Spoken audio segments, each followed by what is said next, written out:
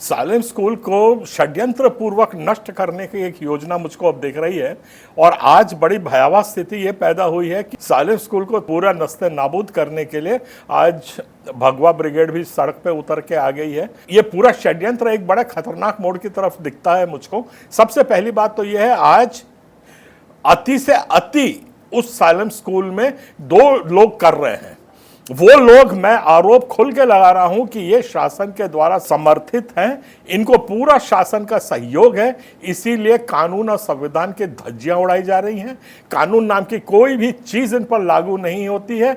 अब यहां तक कि ये हो गया है कि शासन के जो बड़े पदाधिकारी अधिकारी गण हैं, वो लोग कोर्ट की भी अवमानना करना शुरू कर दिए हैं। उनके पर इतना बड़ा दबाव है या इतनी बड़ी लालच है, मुझको समझ से बाहर है क्यों ऐसा कर रहे हैं। आज किसी भी हालत में वो जो नितिन लॉरेंस और दो चार लोगों का नाम लेते हैं, उनके पास कोई भी अधिकार नहीं है। एक जो एडमिनिस्ट्रेटर बैठी थी, एक एसडीएम मैडम, वहां बैठ करके उल जुलूल ऑर्डर पास करती रही, संविधान के साथ खेलती रही, ये सब का दुरुपयोग करके आज वहां पे जो कोर्ट ने आदेश दिया है उसकी भी अवहेलना की गई है। कलेक्टर महोदय को शिकायत करने पर वो सुनने को तैयार नहीं है। तो ये पूरा षड्यंत्र जो हमको दिखता है छत्तीसगढ़ क्रिश्चियन फोरम का ये है कि हमारा सालेम स्कूल आर्टिकल 29 और 30 के अंतर्गत संरक्षित इंस्टीट्यूशन है, उसके बाद भी, और कोर्ट ने हमारे पक्ष में ऑर्डर दिया हुआ है, फर्म्स एंड सोसाइटीज ने ऑर्डर दे दिया है कि वो नितिन लॉरेंस और उसकी कंपनी जो है किसी तरीके से अधिकार नहीं रखती। उसके बाद एसडीएम मैडम ने आके उल जुलूल ऑर्डर पास किया, उसके ऊपर भी आज तक धारा 27 में कौन अधिकार रखता है उसका भी कुछ पता नहीं, और उसके बाद भी उनको जा करके पुलिस में रिपोर्ट कर रहे हैं तो कोई सुनने वाला नहीं है।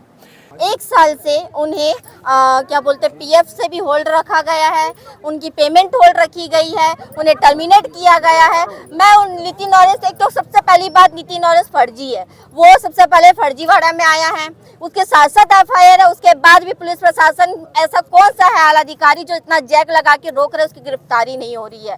मैं प्रशासन से पूछना चाहती हूँ कि उनकी गिरफ्तारी क्यों नहीं हो रही है। और उनकी जो वाइफ है रूपिका लॉरेंस, उनके नाम से भी बहुत सारे एफआईआर है और उनके भी गिरफ्तारी नहीं हुई है। प्रशासन से अनुरोध करते उनकी गिरफ्तारी हो और जो टीचरों को टर्मिनेट किया गया है उन्हें वापस स्कूल पे रखा जाए। 6-6 7-7 हो रहे हैं तो आदरणीय साहू जी वहां पे उनको रक्षा देने कर रहे हैं। मुझको बताइए, अगर आदिवासी इलाके में किसी ने धर्मांतरण का एक शब्द भी ऐसे चलते चलते बाजार में ले दिया तो पुलिस आकर के अरेस्ट कर लेती है। यहाँ की महिलाएं उनको लिखित में दे रही हैं तो उसके लिए आज 5-5 6-6 महीने होने पे आ रहे हैं, पर उसके ऊपर कोई कार्रवाई क्यों नहीं कर रहे हैं।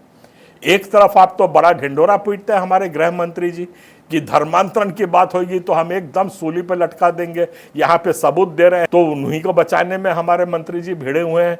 ये सारा चक्कर मुझे तो लगता है सारा हमारी स्कूल को हड़पने का है, प्रॉपर्टी को लेने का है। सरकार को चाहिए कि संविधान के तहत काम करे और जो ऑर्डर्स आप पास कर रहे हैं, ये मैं एक बहुत आप लोगों के सामने तर्कशील बात रख के बात खत्म करता हूँ। वो ये है कि एक सोसाइटी अगर रजिस्टर्ड है, ये कानून है भारत का, तो जब तक वो विलोपित नहीं हो जाती, समाप्त नहीं हो जाती, दूसरी सोसाइटी वहां पे ना बन सकती है ना उसके कार्य क्षेत्र में आ सकता है। मतलब ये इस जितने शिक्षण संस्थाएं हैं, ये जबलपुर में भी रजिस्टर्ड है, रायपुर में भी रजिस्टर्ड है, नागपुर में भी रजिस्टर्ड है।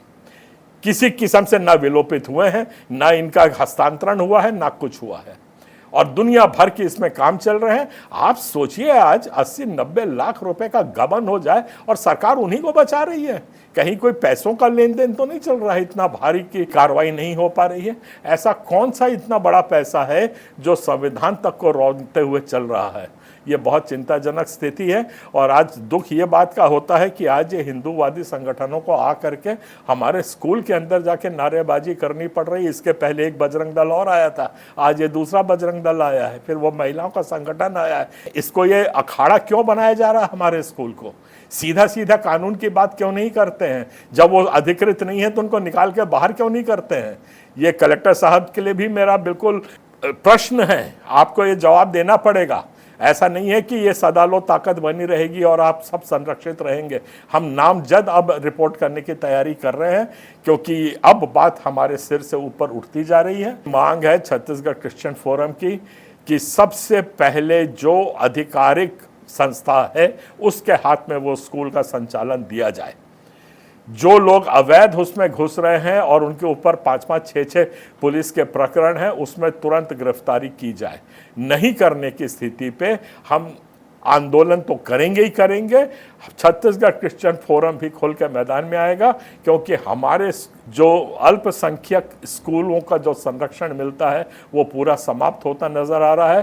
तो उसका रक्षण संरक्षण करने के लिए हम लोग सड़कों पे और मैदानों पे बिल्कुल उतरेंगे। मेरा अभी भी निवेदन है, जो अपराधी है उसको अपराधी की तरह ही ट्रीट किया जाए।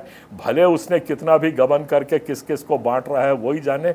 नहीं तो एक ऐसा समय भी हमने देखा है, प्रोविडेंट फंड जमा नहीं करने की स्थिति में हमारे मैनेजर को 7-7 दिन 8-8 दिन जेल में तुरंत रहना पड़ता था।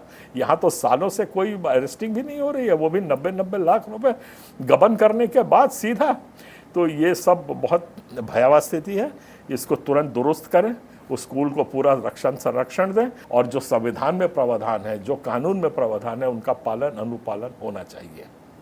आप सबको जय जोहार, जय छत्तीसगढ़।